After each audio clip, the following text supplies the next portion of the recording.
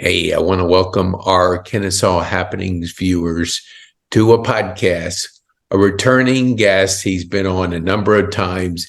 He does carry the golf hat in a lot of cases, but in some cases, he's not a one-horse pony, meaning he has other talents. And we want to talk today specifically about something that he's faced with. And obviously, I'm in a community that has a lot of seniors. So we want to talk really about the challenges that COVID presented to isolation and to things that are going on in our senior community. So, Rand, for those that don't know you, mainly the non-golfers, would you introduce yourself, who you are, what you do, and who you serve, and then we'll get into the podcast. My name is Rand Eberhard. I'm a pastor, ordained minister of the gospel, restoration worker in the area of recovery and senior care needs, as well as a person that focuses on hospital visits, funerals, weddings, general pastoral duties. I serve here in Atlanta. Church of the Apostles is my main ministry context. And I also help people on the fringe of society that don't have community, are dealing with mental health issues, addiction, and we'll break into that a little bit today. Mm-hmm. Thank you. So I want to really ask you this question, because we were playing golf. I don't know, it was like maybe right after COVID, or it was during the time when things were really getting crazy. And you were having to minister to a lot of members of your church, people that had passed, people that were knew of people that were passing, but you were serving your community and your church in a very difficult way. So what did you see like when that started to unfold for our viewers that aren't in a position where they have people reaching out to you like they do at your church? What did you think like happened during that time, and what are the mental challenges that we see in the senior community? Yeah, so during COVID, it was a complex and traumatic period in time for all of us, from all walks of life, all stages of life. And for me, as a person that responds to people in need, in the hospitalization, today I'm going to the hospital to visit an older person who they can't figure out what's wrong. But the glaring problem that was central to each of the people that had prolonged hospitalization is that they were quarantined and missing the human component of connection, and to have physical touch, to be physically present in the room with someone who is empathetic, who is more than just medical personnel, someone who has nothing to gain by being there for you, a family member, a friend, a minister, etc. People were cut off from outside support, and the digital blessing of these type conversations and being able to enter into someone's home with these type topics is a blessing. But you and I both today will engage interpersonally with people in a present kind of way. And what people need more than anything is to be heard, understood, and valued. Mm-hmm. And to do that digitally is possible, but it lacks the presence component that we're created for. So I think the underlying issue is the sense of loneliness and suffering in the backdrop of what life is amidst COVID, and then coming out of it, we tend to do the same thing, suffer alone. Mm-hmm. So, we've always kind of tried to feed our viewers with solutions and your observation because you're actually in the shoes of somebody that is seeing it every day. So, what has transpired since COVID? What have you seen the transition, and how are you supporting the people coming out of that mindset that you talked about? What are you doing personally to help them? So a traumatic event occurs like COVID, okay? And then many of us experience the loss of someone we love, okay? More divorces occurred amidst and following COVID than any other time in our country's history, okay? So there's relational tension, there's personal tension that manifests itself in anxiety, depression, and coping mechanisms like addiction. Mm-hmm. Okay, so with relational and mental and emotional and vocational stress that came by way of not being in the office with people, now you're work from home, and there's all these different factors that created a sense of loneliness, and loneliness, anxiety having to deal with the absence of guarantee is generally what anxiety consists of. Is your thought life is based in future events, anticipating what's about to happen. So people lock in on these fear-based newscasts that keep you tuned in, worrying about what's going to happen to our economy. Is a foreign government going to take us over? Are we going to be attacked? And you're tuned in all day long, waiting for this kind of thing to occur. Meanwhile, you're missing out on the blessing of the present, the gift of the moment, and being a student of life, gathering information, but not consuming it as a life source, but gathering it as a student of life, and then more importantly, becoming a disciple of Christ, knowing that Jesus has the final word. Mm-hmm. So if Jesus has the final word and we serve a good God who knows us intimately and personally, we don't have anything to fear. Our part is to live in the moment, to be fully present where God has placed us and trusted us. And then we go from self-focused to missional in how we conduct our lives. What is our mission in this moment? And if we come out of these type efforts, we have something to say that looks like wisdom and not just opinion. Yeah, that's, I hope our viewers can really digest that, because I think from your shoes, you have people in your church body that are having needs, so they can just reach out to you and your staff and with those. And then you have people that, and I know there's others that don't go to the Church of the Apostles. So there's others. What would be somebody that you just described resonates with them, and they're struggling and they're trying to kind of get back on track or seek out, that peace that we talk about when you have peace in Christ? Yeah. What do you say, when somebody makes that phone call, what is your initial, do you assess them? What does that look like? Well, it depends on what exactly they're calling me for. Okay. So one of my general assessments is, are you calling me to feel better or get better? Okay. Because a lot of people that lean into my support come by way of senior care needs or addiction problems, or despair, self-destruction, broken life, hopelessness, etc. So assessing around feel better or get better.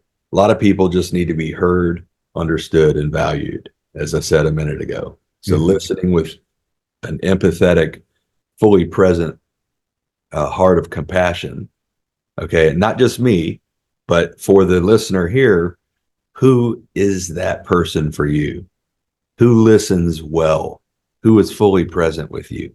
And who has godly wisdom on the back end of that to restore you to faith, hope, and love, words based in truth and grace, not just pop psychology or Fox News overload or whatever it is. What is restoring you to faith, hope, and love? So we need those kind of people. Yeah. What would you say, like, this last year, we stopped wearing masks 100% of the time, or whatever percentage it was. This year, did you see like a transition? What was your observation as we, moved out of the isolation of COVID? What did you see, good or bad, this past year with what you were doing in the ministry? Yeah, people began to grow comfortable behind a mask, a literal mask, because you can see on someone's countenance the condition of their heart. And people that experienced anxiety, social anxiety, okay, what is so in other words, the concept of social anxiety, the question is, what is this situation going to require or ask of me socially? Am I going to have to enter into conversations I can't get out of? Am I going to deal with people that I don't know how to help? Am I going to be caught by someone in the store or anywhere that's so long-winded I don't know how to get out of the conversation? It's these kind of things. So hiding behind the mask, it gave people that opportunity to miss the person right in front of them in the general public. It's easy to just not even look at someone when you're looking like this.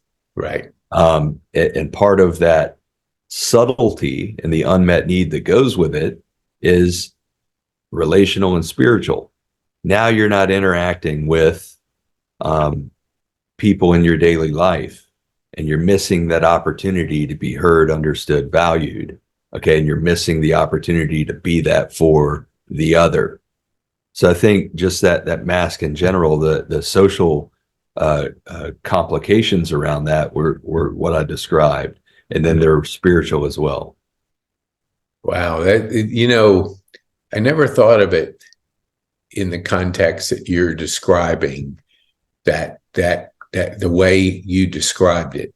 So, when you look at today, and we're looking at the January timeframe of 2024, and we're starting into the new year, what would you like to see people challenged by, like, to grow relationally? What are you doing, like, in your therapy, consultation, and working with people? What are you trying to, move them towards? So one of the questions to ask yourself is, are you relationally connected in your stress?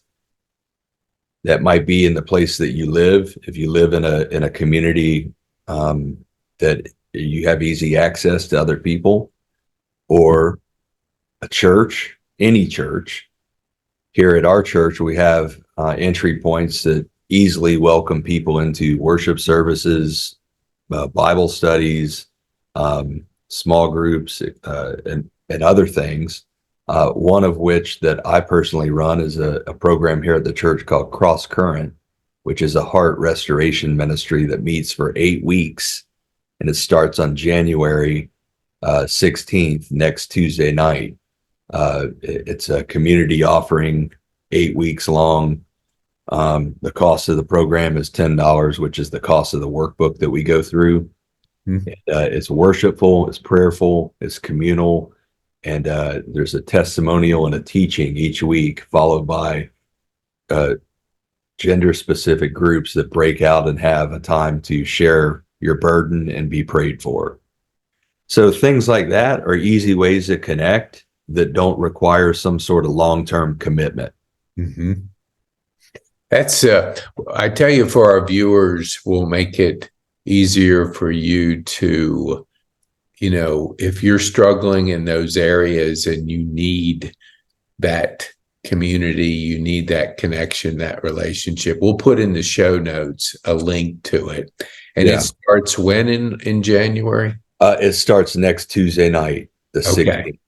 Can they still, like, what the time? Yeah, they can register. We'll include the registration link if anybody would like to come to it. Okay. Okay. That's good. I mean, we appreciate you doing that, because we're in a community up here at Overture, and, we always want to serve the community. And being that the average age, I don't know if it's true, but I've heard up here is 78. So, people are in the latter part of their life. And so, I think meaning and what's the purpose of your life? You start asking questions in your 70s that you maybe didn't ask in your 50s or 30s or 40s. So that's good there. Now, how can people get a hold of you as we wind down? And I know you have a very busy schedule, so we want to allow time for you to do what you have to do. Yeah, I'd be happy for people to email me as a starting point. Mm-hmm. And I'll include my email contact in the show notes, and be happy to just be an encouragement to folks that need encouragement, perspective, reference or referrals, connections, etc. Okay. Well, we'll do that. And also, because I know you, with your family, you live up in the Kennesaw area, which is right around the corner from where we are at Overture.